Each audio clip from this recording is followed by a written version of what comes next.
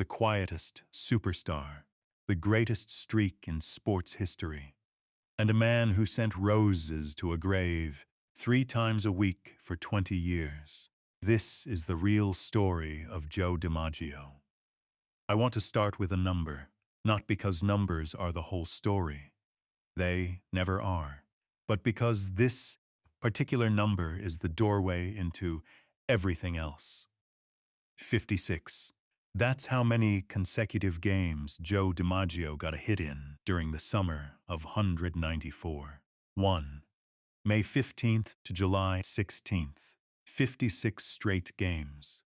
I've spent a lot of time with baseball statistics, late nights at my desk in the Bronx going through old box scores, watching grainy footage, reading accounts from writers who were actually in those stadiums. And I can tell you with confidence that 56 is not just a record. It is the most statistically improbable achievement in the history of professional sports. Modern mathematicians and statisticians have modeled it repeatedly. The consensus estimate for the probability of any player achieving a 56-game hitting streak in a given season is somewhere around 1 in 10,000. 1 in 10,000. And DiMaggio did it during wartime, in a season when the whole country was holding its breath about something much larger than baseball, and he made it look, and this is the word everyone who watched him used, always, he made it look inevitable. But here's what I keep coming back to every time I go deep into DiMaggio's story. The streak is the legend. The man underneath the streak is something else entirely. Something quieter, more complicated, and in some ways much sadder than the box scores suggest. And that's the story I want to tell today. Giuseppe Paolo DiMaggio Jr. That's his full name, though nobody called him that. Was born on November 25, 1914, in Martinez, California. The 8th of 9 children born to Giuseppe and Rosalie DiMaggio, both immigrants from the small Sicilian fishing village of Isola delle Femmine. His father, Giuseppe, had come to America and built a life around fishing, crab fishing in San Francisco Bay, out of a small boat, the kind of work that starts before dawn and ends when the catch is done and smells like the ocean for days afterward. He expected his sons to follow him onto the water. Most of them did. Joe refused. He hated fishing, not in a casual, preference kind of way. He genuinely couldn't stand it.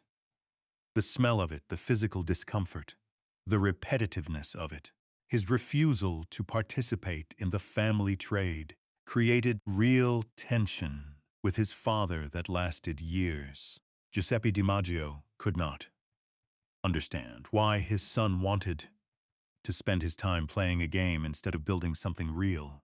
There is a version of this story that sounds familiar. The immigrant father who can't see what his American-born son sees in a sport.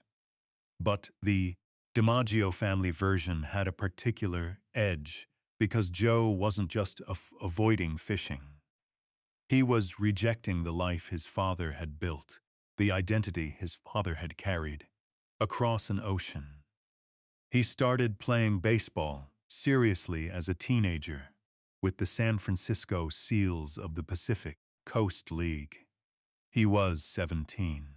The stories from those early days are striking because of one consistent detail that runs through almost every account: the silence. DiMaggio barely spoke, to teammates, to coaches, to reporters. He showed up, he played, he left. His teammates in those early years interpreted the silence as arrogance, as a young hotshot who thought he was too good to bother with the people around him. That reputation followed DiMaggio all the way through his major league career and into retirement.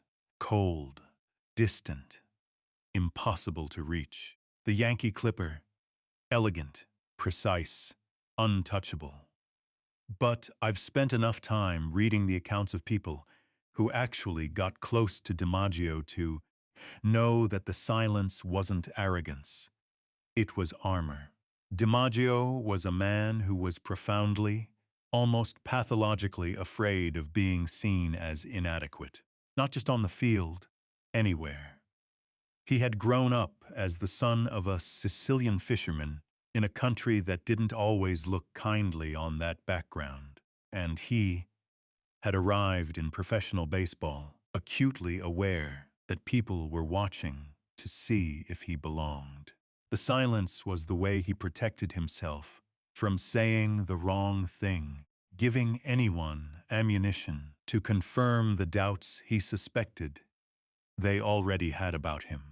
I think about that sometimes when I'm walking around this city. I grew up around a lot of people who carried that same armor.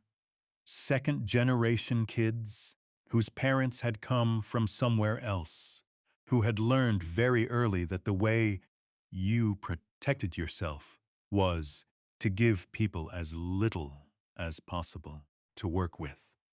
DiMaggio just happened to do it on the most public stage in American sports.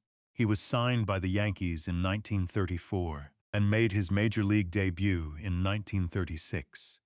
In his first 3 seasons, he hit .323, .346, and .324. The Yankees won the World Series in all 3 years. By 1939, he was the best player in the American League by almost any measure. He won the batting title that year with a .381 average. There was a quality to watching DiMaggio play that writers of the era struggled to put into words precisely. His teammate Lefty Gomez used to say that DiMaggio seemed to know where the ball was going before it left the bat, that he was already moving when everyone else was still watching, that he never seemed to hurry and yet was always exactly where he needed to be. That is not athleticism alone. That is the product of obsessive, relentless preparation. A man who had studied every hitter, every pitcher, every tendency so thoroughly that the game had slowed down for him in ways it simply hadn't for anyone else. And then came 1941. May 15th, a Tuesday, DiMaggio goes 1 for 4 against the Chicago White Sox. Nothing remarkable about it. Nobody is counting yet. The streak has begun and nobody knows it. Through the rest of May, he keeps hitting. Through June, he keeps hitting. By the time he reaches 40 games, the whole country is paying attention. By 50 games, it has become something else. A national event, a daily ritual, a reason for people to turn on the radio, even if they didn't particularly care about baseball. Did DiMaggio get a hit today? That was the question. Every day, for 56 days. The song came out that summer. Joltin' Joe DiMaggio, a pop song, literally about a hitting streak, happening in real time, played on jukeboxes across the country while the streak was still going. The country was months away from Pearl Harbor. The mood was anxious, uncertain, the way it gets, when you can feel something large and dark coming, but can't see its exact shape yet. And every night there was this one piece of news that was just good, just clean and good. DiMaggio got a hit today. The streak ended on July 17th in Cleveland. 2 outstanding plays by third baseman Ken Keltner. Diving stops on hard shots down the line that would have been hits on most nights. And a walk. DiMaggio went 0 for 3. 56 games, it was over. And then, because this is who DiMaggio was, he started a new hitting streak the very next game. That one went 16 games. In the span of 73 games that summer, he failed to get a hit in exactly 1. He won the MVP award that year. He deserved it. But I want to stay with the streak for one more moment, because there's something about it that gets missed in the retelling. The streak wasn't just a hitting achievement. It was a psychological achievement of an order that is genuinely difficult to comprehend. Every single game, with the pressure increasing, with the whole country watching, with opposing managers making specific strategic decisions designed to stop him, he went out and got a hit 56 times in a row. Under that kind of sustained external pressure, most people's performance deteriorates. DiMaggio's didn't. The bigger the moment, the more completely he disappeared into the work. He served 3 years in the Army Air Forces during World War II, missing what would have been 3 prime seasons. He came back in 1946 and rebounded in 1947 to win his 3rd MVP award. In 1949, he missed the first half of the season with a bone spur in his heel. He returned in late June for a 3-game series in Boston and went 5 for 11 with 4 home runs and 9 RBIs. The Yankees swept the series. His teammates said afterward that they had genuinely not known if he was going to be able to play at that level again.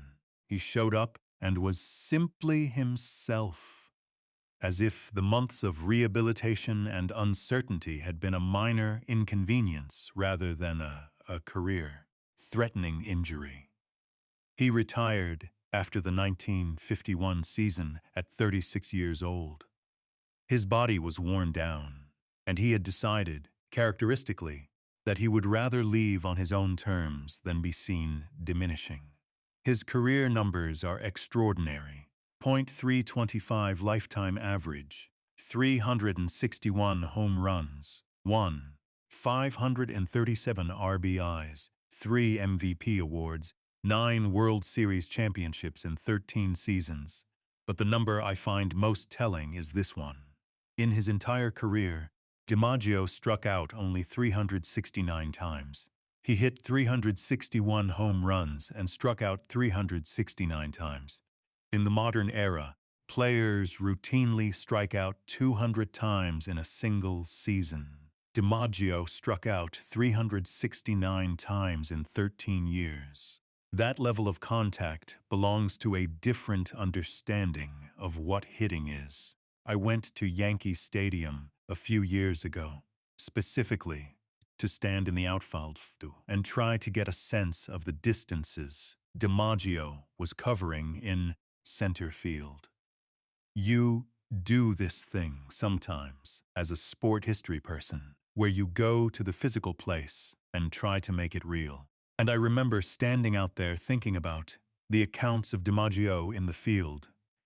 The way he moved, the way he ran down balls in the gap, the way he made catches that other outfielders didn't get to because they hadn't started moving early enough, and thinking that what I was standing in was essentially the office where he did the best work of his life, and that nobody who watched him work there ever forgot it. And then there was Marilyn Monroe. I know. Everyone knows about DiMaggio and Monroe. But I want to tell it the way it actually was, because the popular version flattens something that was genuinely complex and genuinely heartbreaking. They met in 1952, introduced through mutual friends. They married on January 14, 1954. It lasted 9 months. The marriage collapsed under the weight of a simple, irreconcilable incompatibility. DiMaggio wanted privacy more than almost anything, and Monroe's existence made privacy structurally impossible. The famous scene from The 7-Year Itch. Monroe standing over a New York City subway grate, her white dress blowing up around her. DiMaggio was there when they filmed it, standing in the crowd watching. Multiple witnesses said he walked off the set without speaking. They went back to their hotel, and the marriage was, by most accounts, effectively over from that moment. Not because of the image itself, but because of what it represented. A life that would always be that public, that exposed, that far from the quiet he needed. They divorced in October 1954. And here is the part that tells you more about Joe DiMaggio than any batting average or any streak ever could. After Monroe died in August 1962, DiMaggio arranged for red roses to be delivered to her grave 3 times a week. He did this for 20 years. He never spoke publicly about her in any meaningful way after her death. He never remarried. When DiMaggio was dying in 1999, his reported last words were, "I'll finally get to see Marilyn again." He was 84 years old. He had been sending roses to her grave for longer than their marriage had existed by a factor of more than 20. That is not a sports story. That is a story about a man who loved one person completely and lost her, and carried that loss so privately and so thoroughly that almost nobody around him fully understood the weight of it. The silence that his teammates had mistaken for arrogance. The distance that sports writers had called coldness. Maybe some of it was always this. A man who felt things so deeply that the only way to manage it was to let almost none of it show. Joe DiMaggio died on March 8, 1999, in Hollywood, Florida. He was 84. The tributes were enormous. Flags at half-staff, front-page coverage. The kind of mourning that a country reserves for people who meant something beyond their sport. His old manager, Casey Stengel, had said it differently and better decades earlier. There is always some kid who may be seeing DiMaggio for the first or last time. I owe him my best. That's what I keep thinking about with DiMaggio. Not the 56 games, though the 56 games are extraordinary. Not the .325, though the .325 is extraordinary. I keep thinking about the kid in the crowd, seeing him for the first time. The way DiMaggio moved across that outfield, the way he stood in the batter's box, the quality of total composure that he carried into every moment, and how that image stayed with people for the rest of their lives. I've talked to older people in this city who saw him play just a handful of times, decades ago, and they still remember exactly where they were sitting. That kind of impression doesn't come from statistics. It comes from something harder to name. A man so completely himself, so completely present in what he was doing, that watching him felt like witnessing something that wouldn't come around again. He was right about that. It hasn't. Hit subscribe and drop a comment telling me who you want me to go into next. I read every single one. I'll see you in the next one.